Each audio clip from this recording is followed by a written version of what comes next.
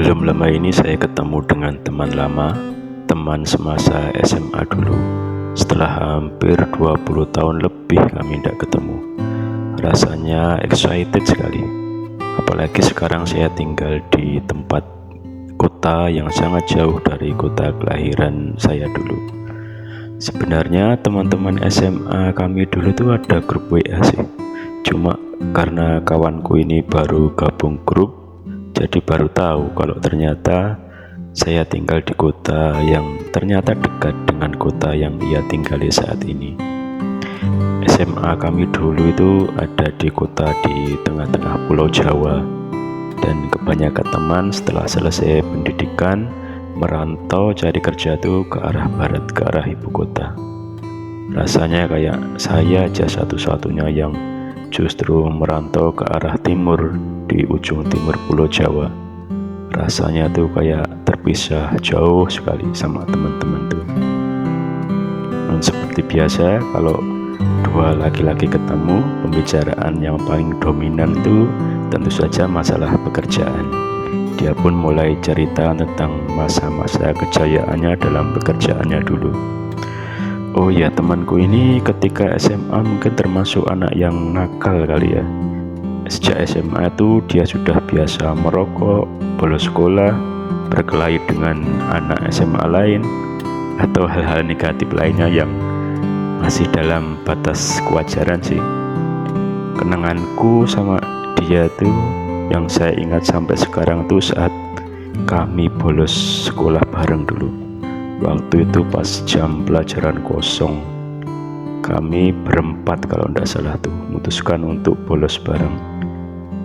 Keluar kelas tuh dengan cara lompat jendela, kemudian mengendap-endap keluar sekolah dengan cara manjat tembok. Kebetulan sekolah kami dulu tuh dikelilingi tembok yang tingginya tuh kira-kira 3 meter lah. Sampai sekarang saya sudah lupa lah bagaimana cara kami manjat tembok setinggi 3 meter itu.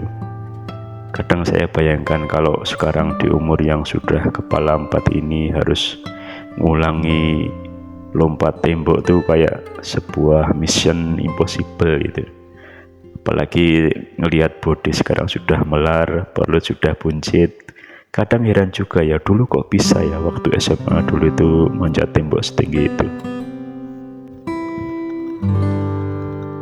Dari obrolan kami tentang pekerjaan itu ada satu hal yang mau tidak mau membuat saya harus merenung dalam-dalam.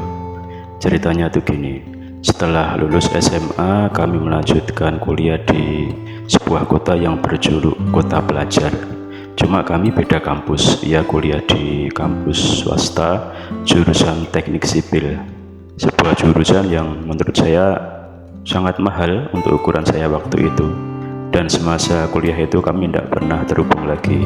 Dan memang waktu itu belum ada HP kayak sekarang, dan kami sibuk dengan urusan kami masing-masing.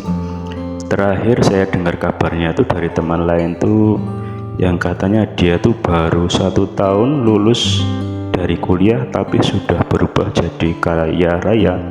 Di saat saya dan yang lain masih sibuk cari kerja, dia sudah berhasil dalam karirnya, punya rumah megah, bisa beli mobil. Suatu pencapaian yang luar biasa untuk umur segitu itu bagi saya. Temanku itu cerita memang dia dulu itu pernah berjaya dalam pekerjaannya waktu masih kuliah, bahkan masih semester akhir belum kuliah itu dia tuh sudah dapat job atau proyek dari dosennya gitu. Kebetulan dosennya itu selain ngajar juga seorang kontraktor, dan mungkin karena kedekatannya dengan dosen itu sampai ia kemudian diberi proyek sama dosennya itu, sebuah proyek bangun komplek pertokoan.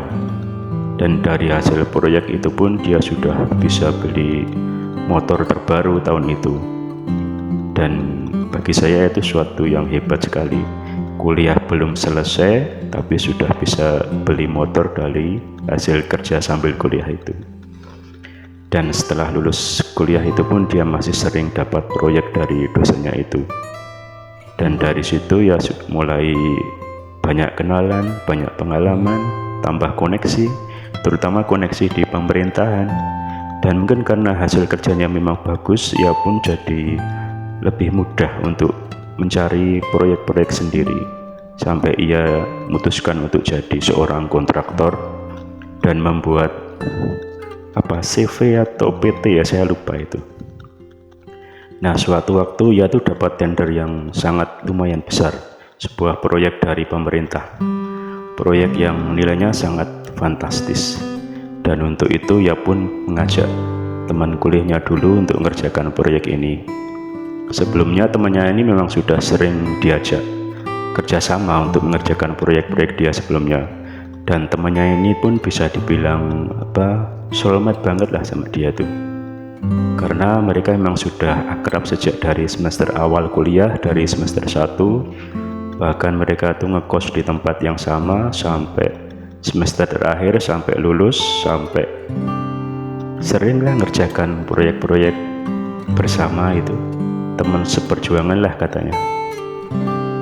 Dan seperti diketahui, untuk dapat proyek besar, seorang kontraktor itu kan mesti menyiapkan dana setidaknya itu 50% dari nilai proyek itu.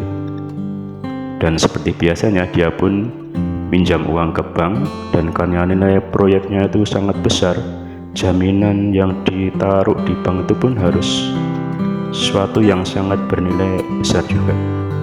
Dan mengingat proyek ini sangat prestisius, ia pun berani nanggung resiko. Jadinya terus tanah, rumah, mobil, hasil ia kerja bertahun-tahun itu pun semua dia jadikan ke agunan di bank tersebut. Itu pun masih belum cukup, jadi ia harus minjem uang dari sanak saudaranya.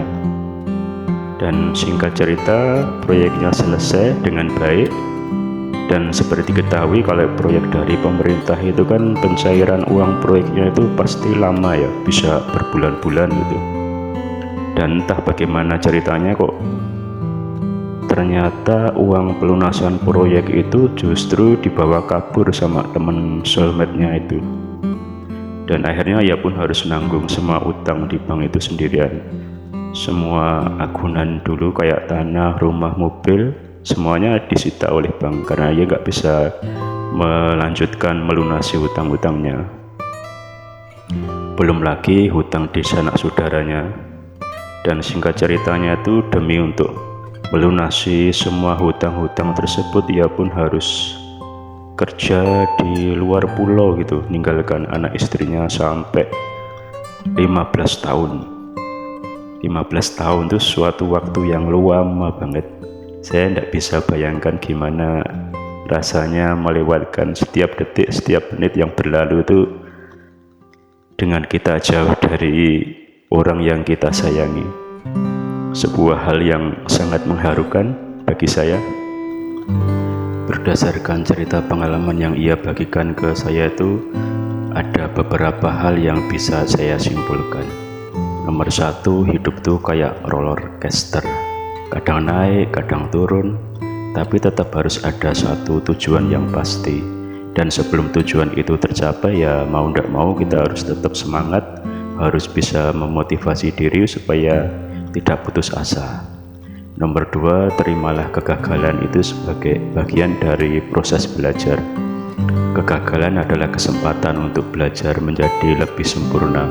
Jangan terlalu keras pada diri sendiri ketika kita gagal, karena semua orang memang pernah mengalami kegagalan. Nomor 3, menganalisis kegagalan.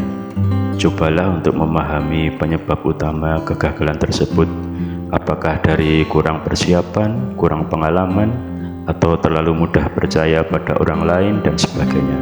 Dengan memahami penyebab kegagalan kita bisa mengambil langkah-langkah untuk menghindari kegagalan tersebut di masa yang akan datang.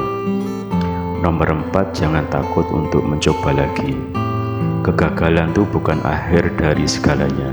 Jangan takut untuk mencoba sampai kita meraih tujuan yang kita inginkan. Ketika kita gagal dengan satu cara, coba lagi dengan cara yang lain, pakai jalan yang lain. Kalau orang bilang banyak jalan ke Roma, dan kita tidak tahu jalan mana yang akan membawa kita sampai ke tujuan. Nomor 5, meminta bantuan.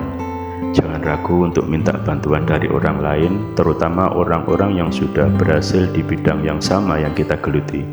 Tidak perlu merasa malu atau gengsi ketika minta saran dan pendapat dari orang lain, karena boleh jadi orang lain itu justru bisa melihat suatu masalah, suatu hal itu dari sudut pandang yang berbeda. Demikian, mohon maaf kalau sekiranya ini kesannya kayak curhat yang tidak serius. Untuk hal yang lebih serius, silakan tonton video saya yang ini ataupun yang ini. Terima kasih.